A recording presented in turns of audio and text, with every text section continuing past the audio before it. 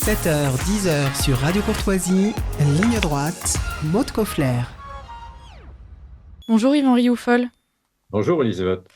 Alors, est-ce qu'on pourrait peut-être commencer justement par faire le bilan de ces premiers résultats du premier tour donc de ces élections législatives? Écoutez, le bilan, moi je retiendrai deux idées forces. D'abord, la première idée, c'est que c'est tout d'abord une confirmation, et c'est de dire qu'Emmanuel Macron ne comprend rien à la France, ne comprend rien au pays qu'il préside. Car quand il a voulu effectivement faire ce coup de poker en dissolvant l'Assemblée nationale, il a cru qu'il aurait pu regagner une majorité absolue, ce qui était naturellement une erreur flagrante.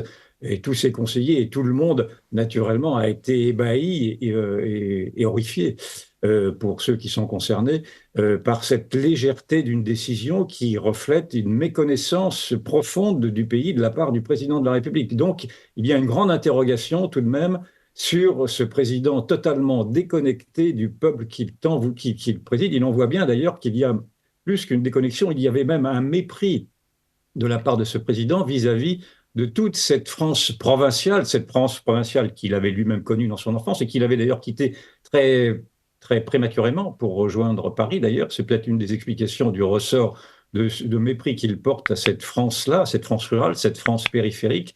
Et donc, la première constatation est de dire que nous avons vécu avec un président qui, depuis 7 ans, et on s'en était bien rendu compte depuis le départ, ne comprend pas toute une partie d'un peuple. Il ne comprend que la partie du peuple qui lui ressemble, c'est-à-dire le peuple des grandes agglomérations, le peuple des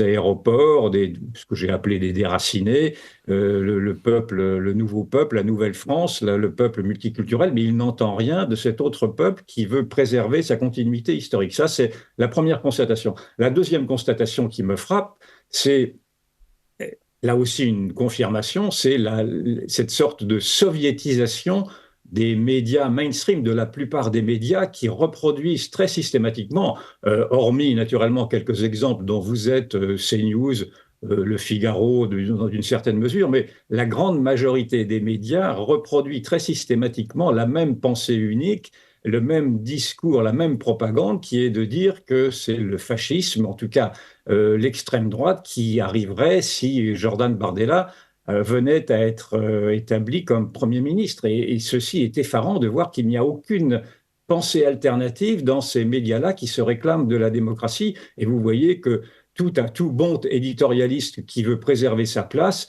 se doit maintenant de dire il doit dénoncer la lèpre qui monte, qu'il doit dénoncer enfin, Hitler avec je ne sais quoi. Enfin bon, on est là quand même dans la confirmation de ce qu'est la pensée unique depuis maintenant 40 ans, qui est totalement déconnectée là aussi de ce que pense le peuple. C'est-à-dire que la pensée publiée n'est pas la pensée publique. Ça, c'était ce qu'avait remarqué le sociologue Michel Maffezoli depuis longtemps, et cela se confirme à nouveau. C'est-à-dire que ce mur du politiquement correct tente à vouloir se rebâtir alors même qu'il est ébranlé à sa base. Moi, je pense, mais naturellement, on le verra dimanche, que cette presse-là, ces médias sont également, comme le président de la République, totalement déconnectés d'une partie d'un pays qui ne se reconnaît plus dans les mots d'ordre de ces médias-là. On le verra dimanche, mais il y a peut-être quand même une force d'intimidation qui peut encore faire pression sur des esprits fragiles, hein, ou dociles. On le verra. Puis la troisième, naturellement, si j'avais dit, il y a deux leçons, mais en fait, il y en a trois. Et la troisième, je passe naturellement sur la victoire du Rassemblement national, qui est une leçon évidente, même si ce n'est pas une victoire non plus qui était une victoire totale. On lui a annoncé 36%, il en a eu 34, je crois. Mais l'autre constatation que je fais et qui, elle, m'inquiète profondément, c'est le bon score, malgré tout, du nouveau Front populaire, avec 28%. Or, le nouveau Front populaire est un front dont je pensais que ces dérapages communautaristes, antisémites, violents auraient pu révulser toute une partie d'une population. Or, je me rends compte que, en tout cas dans les grandes villes et singulièrement à Paris, le nouveau Front populaire n'effraie pas, non seulement il n'effraie pas, mais ces discours qui flattent la nouvelle France, la France de la diversité, la France de l'immigration, la France islamisée, est un discours qui est porté. Moi, j'habite dans le 10e arrondissement de Paris. Le candidat du nouveau Front populaire a été élu dès le premier tour à plus de 55%, donc très brillamment. Et dans cet arrondissement, qui est un arrondissement bobo, un arrondissement bourgeois, vous voyez donc qu'il y a une alliance entre ces nouveaux bourgeois et toute une partie d'une nouvelle France qui est une France qui pour partie également, porte allégeance à l'islam qui vient. Vous avez vu que cette nouvelle gauche est réunie dimanche, place de la République, et les observateurs ont pu remarquer qu'il n'y avait quasiment aucun des drapeaux français, mais qu'il y avait en revanche pléthore de drapeaux palestiniens ou de drapeaux maghrébins. Voilà cette France-là, c'est cette France-là qui est en train de gagner, en tout cas dans les grandes villes, paradoxalement à Paris, cette ville bourgeoise, en effet, et ceci montre la course démographique qui est enclenchée aujourd'hui et que flatte très habilement Mélenchon, qui s'est présenté donc dimanche, 15 minutes après ses résultats, flanqué de Rima Hassan qui portait sur ses épaules un kéfier, et Rima Hassan étant le symbole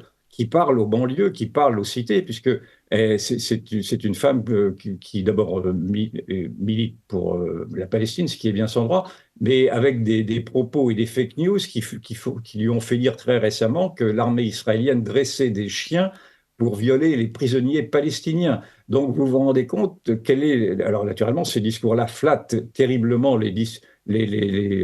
l'antisémitisme d'atmosphère qui se perçoit dans les cités d'immigration, mais vous vous rendez compte de la dangerosité de ce discours-là. Or, je m'aperçois que la presse, les médias, enfin, toute cette presse soviétoïde ne s'émeut pas beaucoup de ces dérapages et de cette survenue de la France insoumise qui maintenant tente à vouloir passer des contrats immoraux avec la Macronie afin de se maintenir au pouvoir.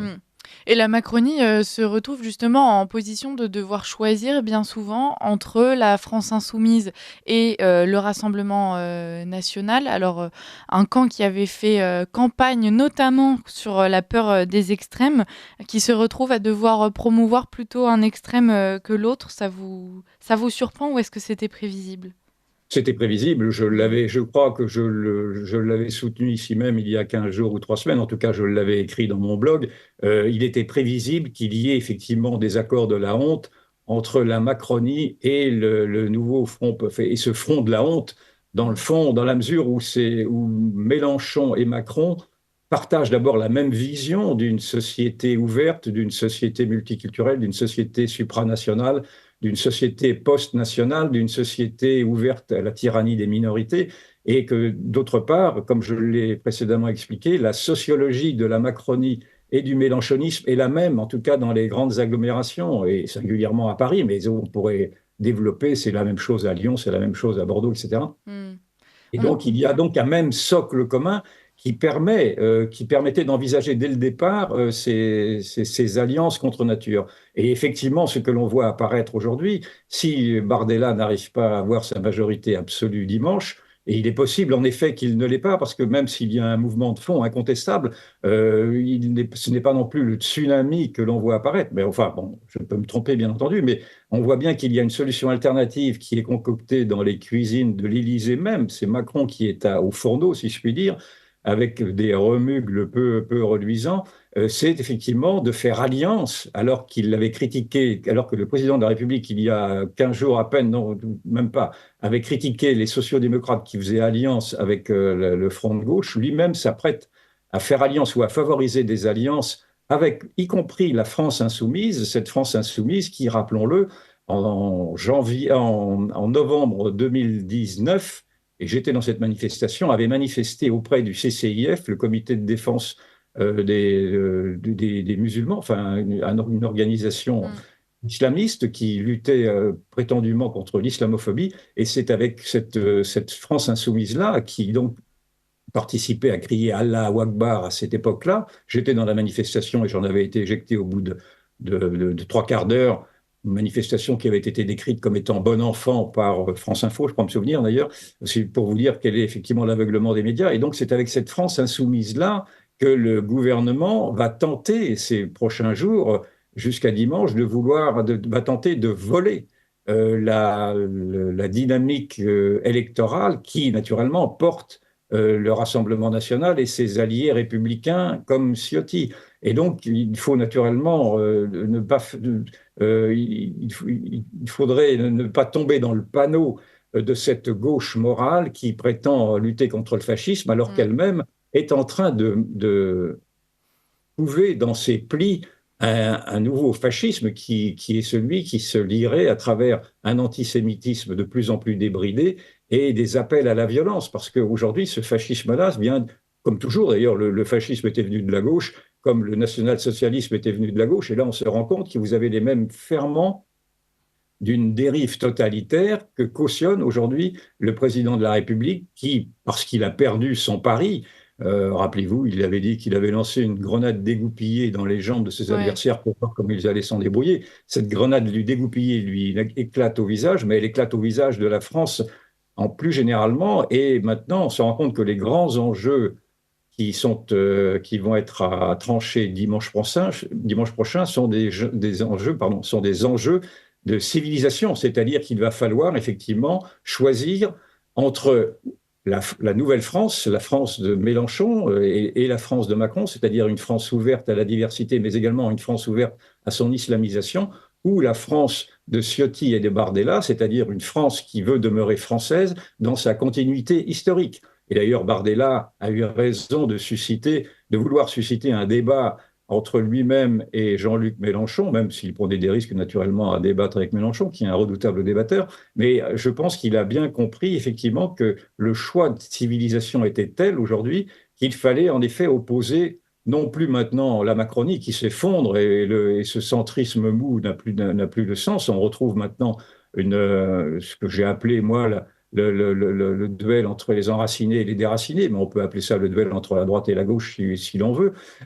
Et c'est ce moment-là, c'est ce moment civilisationnel-là, crucial, Mm. qui est porté aujourd'hui dans les urnes à travers cette élection législative qui prend des proportions beaucoup plus considérables qu'une simple élection législative. Ça va être un plébiscite, un référendum pour ou contre une société ouverte, pour ou contre une société française, pour ou contre le Rassemblement national et ses alliés républicains, ou pour ou contre Mélenchon et sa dérive islamiste. Est-ce que nous voulons une France islamisée ou est-ce que nous voulons garder une France française? Pour moi, le choix est fait. Et justement, vu tous ces jeux d'alliance, est-ce que on peut pas se demander si finalement les résultats ne seront pas un peu tronqués? On voit tous les efforts que la gauche déploie avec le camp macroniste pour essayer de faire barrage au Rassemblement national. Est-ce que ce serait pas presque du coup essayer d'aller à l'encontre de la démocratie? Oui, oui, je vous l'ai dit, ils essayent de faire une OPA sur ces résultats qui n'agréent pas à toute la doxa et toute cette presse soviétisée, soviétoïde. Mm. Donc, effectivement, ils vont essayer de détourner le scrutin par des marchandages, des magouilles d'appareils. Et c'est ce que Emmanuel Macron est en train de faire en perdant tout honneur. Et d'ailleurs, également, j'observe que les républicains eux-mêmes perdrait tout honneur s'il se prêtait précisément à ce front républicain que tente de vouloir bricoler le pouvoir qui est maintenant un pouvoir désavoué. Et j'aimerais que les républicains, ceux qui n'ont pas rejoint encore l'Union des droites, qui n'ont pas rejoint Ciotti, se rendent compte de la très grave responsabilité qu'ils prendraient d'abord à rejoindre le camp, ce front, ce front de la honte. Je vois que le président du Sénat a déjà, Gérard Larcher a déjà franchi le cap et préfère soutenir des macroniens plutôt que d'avoir à soutenir une droite unie et donc d'avoir à soutenir la défense d'une France française. Je pense que la honte est sur lui aujourd'hui, mais Mm. j'aimerais que toute une partie des républicains qui sont tout à fait honorables, je pense à Bellamy, je pense à Alice Nard, j'en pense à beaucoup d'autres, qui sont des hommes qui ont encore des tourments à vouloir se rapprocher d'Éric Ciotti parce qu'ils pensent qu'ils ont encore une carte à jouer. Mais enfin, les Républicains n'ont fait que 6,5%, je crois, ou 7%. Donc, ils sont eux aussi en voie de disparition.